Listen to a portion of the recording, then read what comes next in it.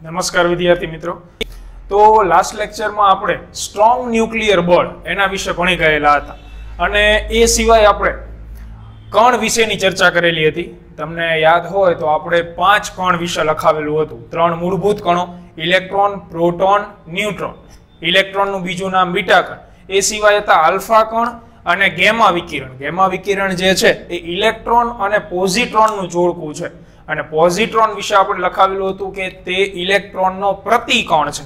તો આજે આપણે આગળ વધીએ ચોથું મૂળભૂત બળ અને ચેપ્ટરનો છેલ્લો ટોપિક વીક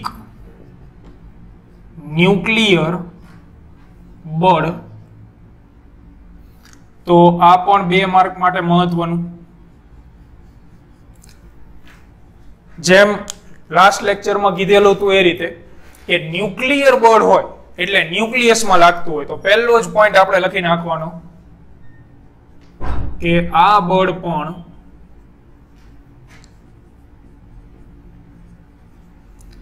ન્યુક્લિયસ પૂરતું જ મર્યાદિત છે અથવા તો ન્યુક્લિયસમાં જ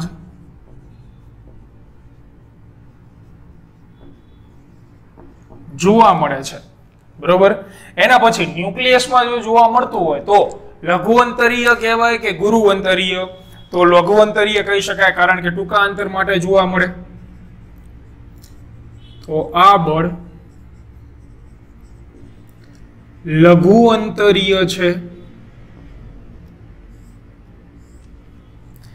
જેની અવધિ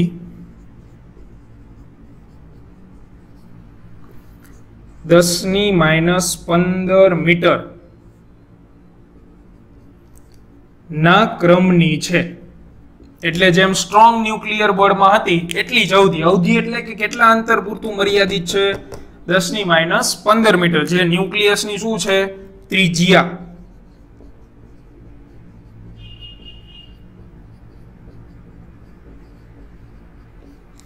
આટલા અંતર પૂરતું તમને જોવા મળે। તો મેઇન પ્રશ્ન હવે આવે કે સ્ટ્રોંગ ન્યુક્લિયર બળ અને વીક ન્યુક્લિયર બળમાં મોટો તફાવત શું? કારણ કે બંને ન્યુક્લિયસમાં લાગે, બંને લઘુઅંતરીય। તો સ્ટ્રોંગ ન્યુક્લિયર બળનો ફાળો શું હતો અને વીક ન્યુક્લિયર ક્યારે લાગે? તો સ્ટ્રોંગ ન્યુક્લિયર બળમાં આપણે જોઈ ગયા હતા કે ન્યુક્લિયસની અંદર જેટલા પણ કણ રહેલા છે એ પછી પ્રોટોન હોય કે ન્યુટ્રોન, એમના વચ્ચે ફરજિયાત સ્ટ્રોંગ ન્યુક્લિયર બળ લાગતું જ હોય તો જ એકબીજાની નજીક નજીક રહી શકે। વીક ન્યુક્લિયર બળમાં એવું આવશે નહીં। વીક ન્યુક્લિયર બળ અમુક પ્રક્રિયા ઉપર આધાર રાખે। આ બળ જે છે એ સદંતર 100% લાગતું જ હોય એવું જરૂરી નથી। ન્યુક્લિયસમાં અમુક પ્રક્રિયાઓ થાય ત્યારે જ આ બળનો ઉદ્ભવ થાય છે। હવે એવી તો ઘણી બધી પ્રક્રિયા હોય, ન્યુક્લિયર પ્રક્રિયા તો અઢળક છે, પણ આપણે ધોરણ 11 માં એક જ પ્રક્રિયા યાદ રાખવાની છે જેના દરમિયાન વીક ન્યુક્લિયર બળ લાગે છે અને એ પ્રક્રિયા માત્ર તમારે યાદ જ રાખવાની છે, એના વિશેનું કોઈ લોજિક છે નહીં। ટૂંકમાં અમુક પ્રક્રિયાઓ દરમિયાન જ વીક ન્યુક્લિયર બળનો ઉદ્ભવ થાય એ નક્કી વાત છે। તો એ પૈકીની એક પ્રક્રિયા કે વીક ન્યુક્લિયર બળ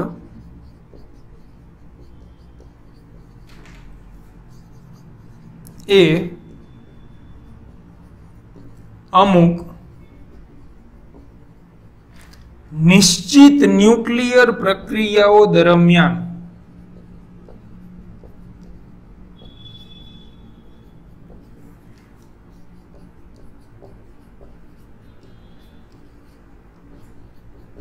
જોવા મળે છે। મહત્વનો પોઈન્ટ કે વીક ન્યુક્લિયર બળ જે છે એ અમુક નિશ્ચિત ન્યુક્લિયર પ્રક્રિયાઓ દરમિયાન જ લાગે છે। દર વખતે આ બળ જોવા મળશે નહીં। તો આવી એક ન્યુક્લિયર પ્રક્રિયા આપેલી છે જેવી કે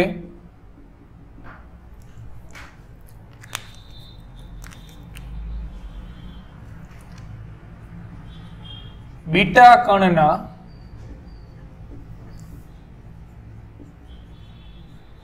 ન્યુક્લિયસમાંથી ઉત્સર્જન દરમિયાન આ બળ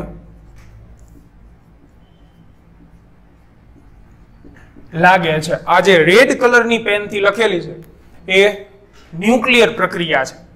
તો આમાં આપણે બીજું કઈ જ મગજ નહીં દોડાવીએ, આ તમારે સ્વીકારી લેવાની છે કે આવી પ્રક્રિયા થાય છે. તો હવે આના વિશેની ચર્ચા કરીએ કે બીટા કણ એટલે કોણ? ઇલેક્ટ્રોન, પ્રોટોન, ન્યુટ્રોન કે આલ્ફા? શું કહેવાય? તો બીટા એટલે લખાવેલું છે આપણે ઇલેક્ટ્રોન. બીટા કણના ન્યુક્લિયસમાંથી ઉત્સર્જન એટલે બહાર આવવું. તો ન્યુક્લિયસમાંથી બીટા કણ ક્યારે બહાર આવે? તો પહેલો જ પ્રશ્ન તમારા મગજમાં થવો જોઈએ, ન્યુક્લિયસની અંદર તો કોણ રહેલું હોય? માત્ર ન્યુટ્રોન અને પ્રોટોન. તો પહેલી વસ્તુ તો ન્યુક્લિયસમાં બીટા કણ એટલે કે ઇલેક્ટ્રોન આવે ક્યાંથી? તો આના માટે હું સરસ મજાની આકૃતિ દોરીને અહીંયા તમને એ પ્રક્રિયા સમજાવી દઉં એટલે તમારા મગજમાં ખ્યાલ ક્લિયર થઈ જાય. તો ધ્યાન આપજો. આ છે ન્યુક્લિયસ. ન્યુક્લિયસની અંદર દેખીતી રીતે ન્યુટ્રોન્સ એન્ડ પ્રોટોન્સ રહેલા હોય. તો ન્યુટ્રોન્સ એન્ડ પ્રોટોન્સ.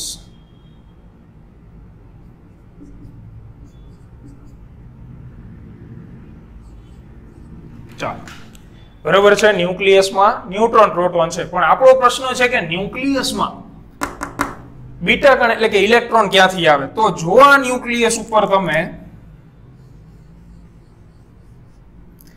ગેમા વિકિરણનો મારો ચલાવો, ગેમા વિકિરણ આપાત કરતા. તો ગેમા વિકિરણ એટલે શું હતું? યાદ કરો, આપણે પાંચેય કણ જે લખાવેલા છે એ પહેલા વાંચી લેજો. ગેમા વિકિરણ એટલે ઇલેક્ટ્રોન અને પોઝિટ્રોન નું જોડકું હતું. તો ગેમા વિકિરણ જ્યારે ન્યુક્લિયસમાં થાય એટલે આ જોડકું છૂટવું પડે, એટલે બે પ્રકારના કણનો ઉદ્ભવ થાય. એક ઇલેક્ટ્રોન અને બીજો પોઝિટ્રોન.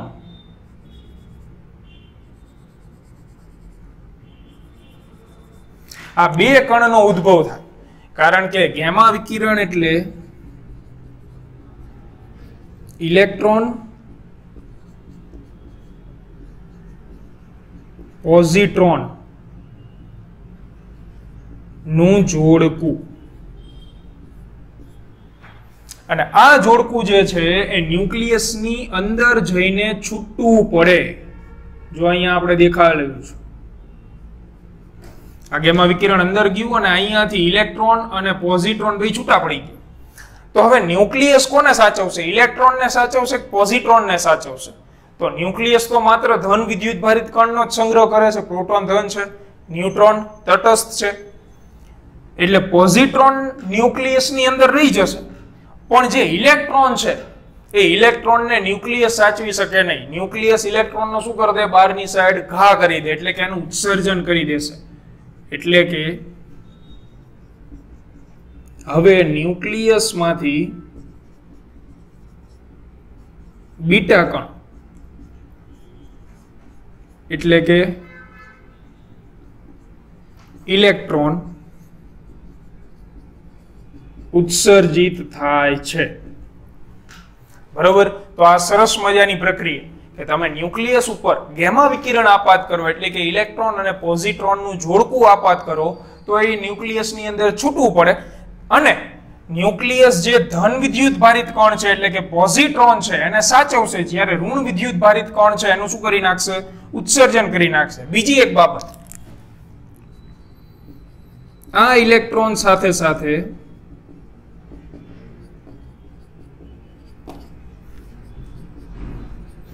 ન્યુટ્રિનો નામના,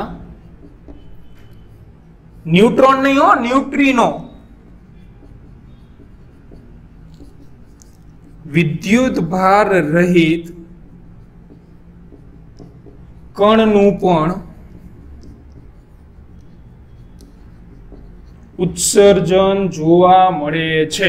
આ પ્રશ્ન છે MCQ માટે કે ન્યુક્લિયસમાંથી બીટા કણનું તો ઉત્સર્જન થાય જ છે, પણ સાથે સાથે તમને ન્યુટ્રિનો નામનું કણ જોવા મળશે. જેમ તમે સિંગ ખાઓ અને સિંગ સાથે ફોતરું આવે ને, બરોબર, એવી જ રીતે ઇલેક્ટ્રોન હોય તો એની સાથે કોણ ઉત્સર્જિત થશે? ન્યુટ્રિનો. બરોબર. તો આ વીક ન્યુક્લિયર બળની માહિતી. વીક ન્યુક્લિયર બળમાં બે મુદ્દા તો ક્લિયર જ છે. ન્યુક્લિયસમાં લાગે લઘુ અંતરીય. મહત્વનો પોઈન્ટ કે વીક ન્યુક્લિયર બળ અમુક નિશ્ચિત પ્રક્રિયાઓ દરમિયાન લાગે. એ નિશ્ચિત પ્રક્રિયા છે બીટા કણના ન્યુક્લિયસમાંથી ઉત્સર્જન દરમિયાન. એની ચર્ચા આપણે કરી લીધી કે તમે ગેમા વિકિરણ આપાત કરો તો ઇલેક્ટ્રોન પોઝિટ્રોન છૂટા પડે, ઇલેક્ટ્રોન બહાર આવે, ઇલેક્ટ્રોન સાથે ન્યુટ્રિનો નામનું કણ પણ તમને બહાર જોવા મળે. અને છેલ્લે વાત આવે પ્રબળતાની, કે આ બળ કેટલું પ્રબળ છે. તો આને પહેલા લખી નાખો, એટલે જે લાસ્ટ પોઈન્ટ છે આ બળ વિશેનો એ તમને અહીંયા લખાવી દઉં.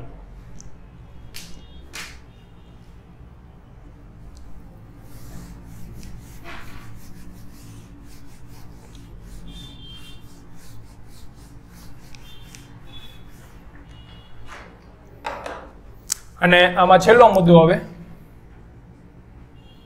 કે વીક ન્યુક્લિયર બળ એ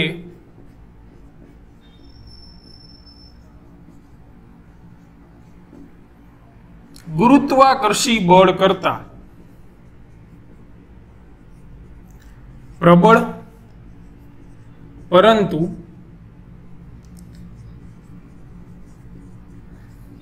વિદ્યુત ચુંબકીય બળ અને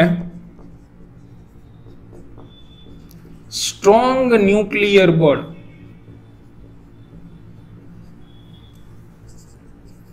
કરતા નિર્બળ છે. તો આ પ્રબળતાની વાત કે વીક ન્યુક્લિયર બળ ગુરુત્વાકર્ષણ બળ કરતા પ્રબળ, પણ બાકીના જે બે બળ છે એના કરતા નિર્બળ છે. તો 2 માર્કની થિયરી અહીંયા થઈ જશે પૂરી. અને હવે તમને અમુક એક માર્કના અમુક પ્રશ્નો છે જે મહત્વના છે એ લખાવી દઉં. 2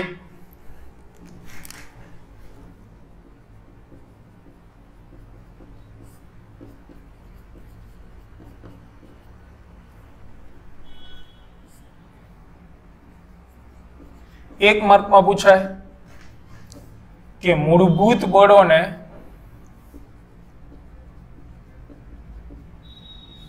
પ્રબળતાની દ્રષ્ટિએ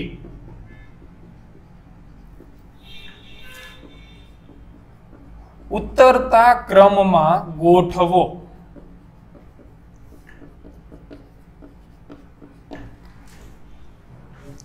તો ઉત્તરતા ક્રમમાં આપણે મૂળભૂત બળોને ગોઠવીએ તો ઉત્તરતા ક્રમમાં સૌથી પહેલા આવશે પ્રબળ બળ. તો સૌથી પહેલું પ્રબળ બળ છે સ્ટ્રોંગ ન્યુક્લિયર બળ. સૌથી પ્રબળ. એના કરતા ઓછું પ્રબળ કયું આવશે? તો વીક ન્યુક્લિયર બળ તો છે એ વિદ્યુત ચુંબકીય બળ કરતા નિર્બળ છે, એટલે બીજા નંબરે આવશે વિદ્યુત ચુંબકીય બળ. આ બહુ મહત્વનો પ્રશ્ન છે.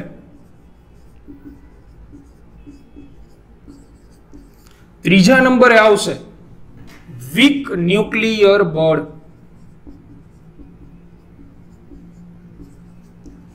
અને લાસ્ટ વન સૌનું માનીતું ગુરુત્વાકર્ષી બળ. તો આ થઈ ગઈ ઉત્તરતા ક્રમમાં વાત. સૌથી પ્રબળ, એના કરતા ઓછું પ્રબળ, એના કરતા ઓછું પ્રબળ, સૌથી નિર્બળ. ચડતા ક્રમમાં કહે તો ક્રમ શું થઈ જાય એના કરતા ઊંધો. બરાબર. તો 1 માર્ક માટે અત્યંત મહત્વનો પ્રશ્ન. અહીંયા આપણે બળની ચર્ચા સંપૂર્ણ પૂરી કરીએ અને એક કોષ્ટક દોરાવી દઉં જે પણ 1 માર્ક અથવા 2 માર્કના પ્રશ્નમાં પૂછાવા લાયક છે. તો આને વ્યવસ્થિત પહેલા લખી લો.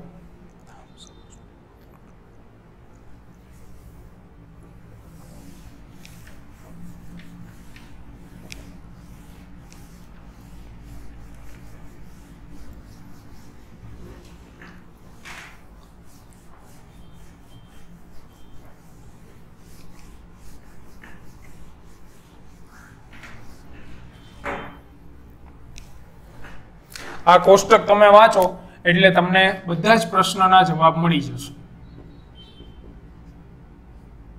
બળનું નામ,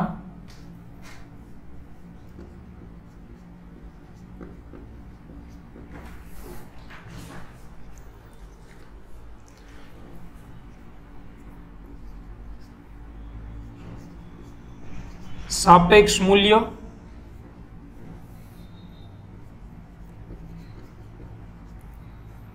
અવધિ,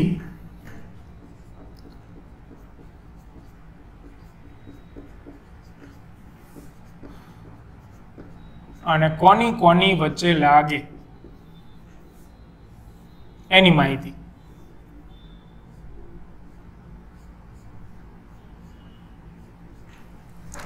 તો સૌથી પહેલું બળ,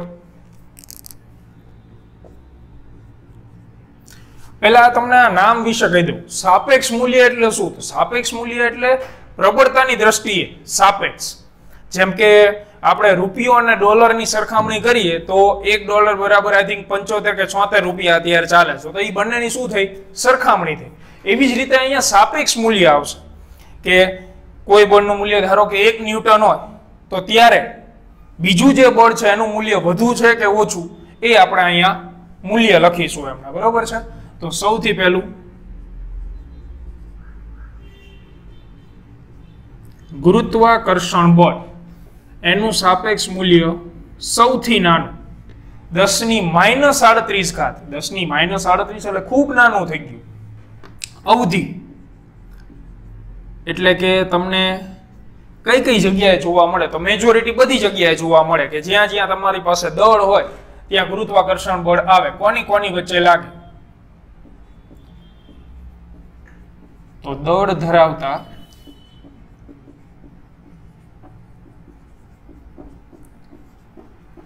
દુનિયાના દરેક પદાર્થો વચ્ચે તમને ગુરુત્વાકર્ષણ બળ જોવા મળે. બીજું બળ વિદ્યુત ચુંબકીય બળ, 10⁻13 ઘાત. જો એની પ્રબળતા વધી ગઈ, આના કરતા આ બળ પ્રબળ છે. હવે તમને એમસીક્યુ પૂછાય કે બંનેની પ્રબળતાની સરખામણી કરો તો બંનેનો શું લઈ લેવાનો? તમારે ભાગાકાર લઈ લેવાનો. એ પ્રશ્ન પણ હમણાં આપણે જોઈએ. અહીંયા પ્રબળતા આવશે 10⁻13, આના કરતા વધી ગઈ.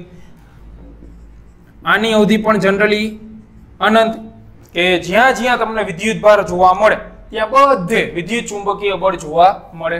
કોની વચ્ચે લાગે? તો કે વિદ્યુત ભારિત કોઈ પણ પદાર્થો હોય એમની વચ્ચે. ત્રીજું બળ વીક ન્યુક્લિયર બળ. તો વીક ન્યુક્લિયર બળની પ્રબળતા પાછી વધી ગઈ. 10 ની કેટલી આવશે? -2 ઘાત. અહીંયા લોચો થયેલ છે. આ જગ્યાએ વીક ન્યુક્લિયર બળ આવે ને, આપણે હમણાં ક્રમ લખાવેલો તો એ જોઈ લો તમે.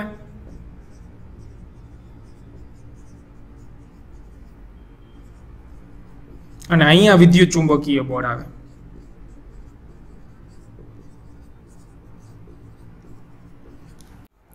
એના પછી આગળ જોઈએ આપણે કોષ્ટક, જે હેતુલક્ષી પ્રશ્ન માટે મહત્વનું છે.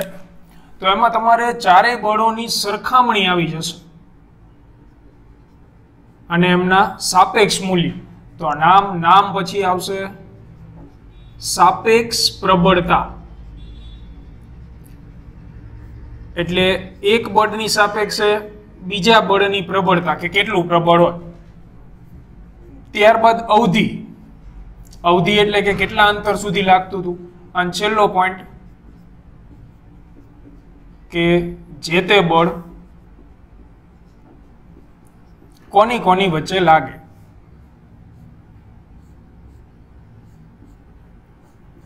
તો આ ચાર મુદ્દાઓ આપણે કવર કરીએ કમ્પેરિઝન કરીને. તો સૌથી પહેલું નામ, સૌથી પ્રબળ બળ છે તે સ્ટ્રોંગ ન્યુક્લિયર બળ. સ્ટ્રોંગ ન્યુક્લિયર બળ જે છે એનું મૂલ્ય જ્યારે 1 ન્યૂટન હોય. કેટલું? માત્ર 1 ન્યૂટન. તો ત્યારે બાકીના બળનું મૂલ્ય કેટલું હોય એ આપણે જોઈએ. તો આનું મૂલ્ય 1 ન્યૂટન હોય તો એના પછી સ્ટ્રોંગ ન્યુક્લિયર પછી કયું બળ હતું આપણે હમણાં જે ક્રમ જોયો એમાં વિદ્યુત ચુંબકીય બળ.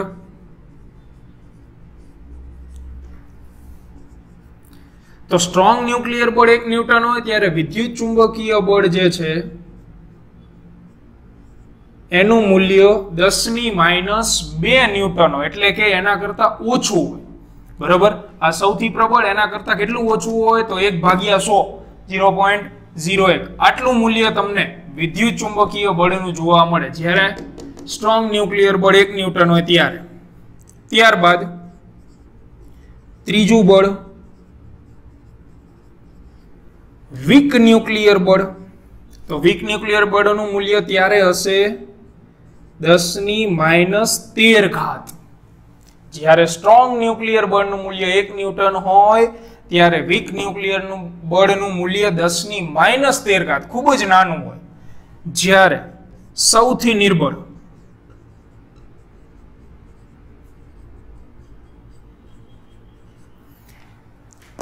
એક ન્યૂટન જ્યારે બળનું મૂલ્ય હોય ત્યારે ગુરુત્વાકર્ષણ બળનું મૂલ્ય 10⁻38 હોય, ખૂબ જ નાનું.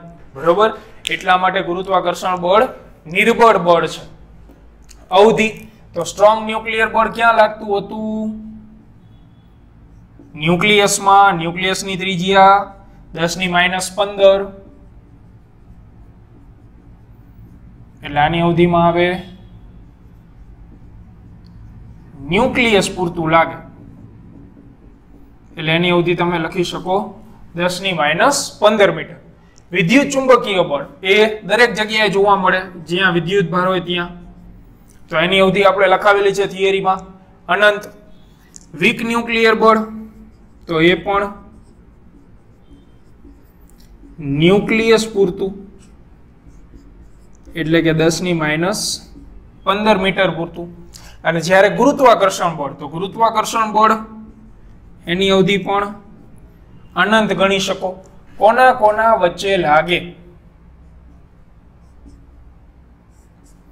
તો સ્ટ્રોંગ ન્યુક્લિયર બળ ન્યુક્લિયોન્સ ની વચ્ચે લાગે. યાદ કરો, ન્યુક્લિયોન્સ કોનું નામ હતું? ન્યુટ્રોન અને પ્રોટોન નું સામાન્ય નામ હતું.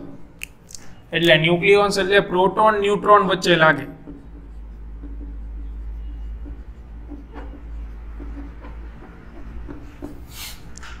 ત્યારબાદ વિદ્યુત ચુંબકીય બળ કોની વચ્ચે લાગે?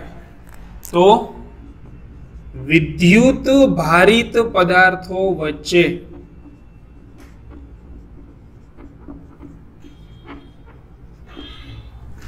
ત્યારબાદ વીક ન્યુક્લિયર બળ તો એ પણ ન્યુક્લિયસમાં, પણ એ ક્યારે લાગતું હતું? દર વખતે નહીં, અમુક નિશ્ચિત ન્યુક્લિયર પ્રક્રિયા દરમિયાન જ. આ બંનેનો મોટો ફેર વીક ન્યુક્લિયર અને સ્ટ્રોંગ ન્યુક્લિયર. વીક ન્યુક્લિયર અમુક નિશ્ચિત ન્યુક્લિયર પ્રક્રિયા દરમિયાન જ જોવા મળે. અને ગુરુત્વાકર્ષણ બળ જે દળ ધરાવતા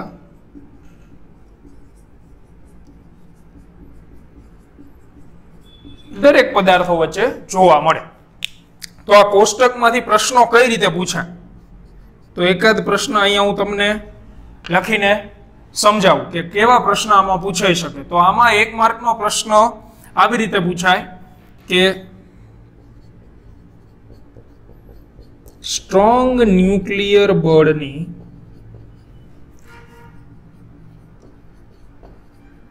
પ્રબળતા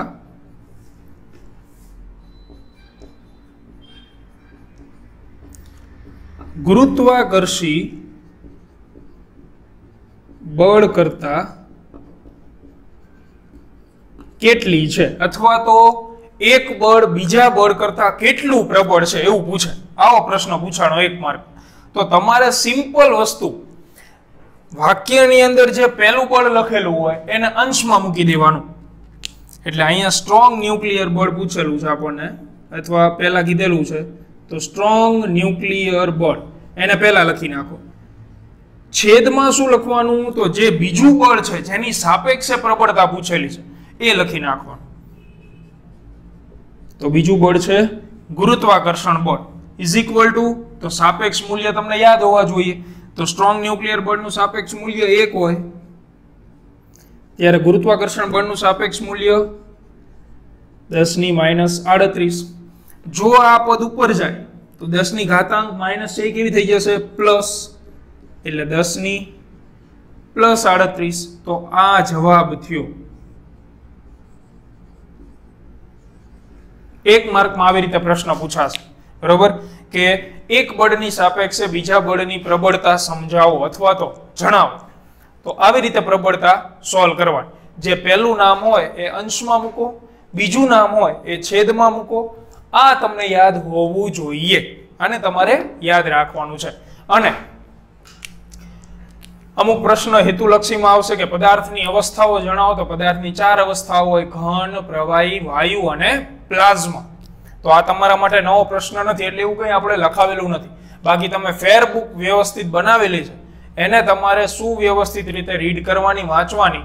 એના બહારનું કંઈ પૂછાશે નહીં. ટેક્સ્ટ બુક માત્ર રકમ માટે છે. એટલે પહેલા ચેપ્ટરમાં અમુક ક્યુરિયોસિટી માટે, જાત મહેનતે લાઈન ટુ લાઈન વાંચતા હોય અને પ્રશ્ન થતા હોય તો પ્રશ્ન ઉદ્ભવવા ન જોઈએ, કારણ કે જે પહેલું ચેપ્ટર છે એ આખા ફિઝિક્સનું ઇન્ટ્રોડક્શન છે, બરોબર. હવે એમાં દાખલા તરીકે વિવર્તન શબ્દ આવે તો વિવર્તન શબ્દ તમારે ધોરણ 12 માં ભણવાનો છે.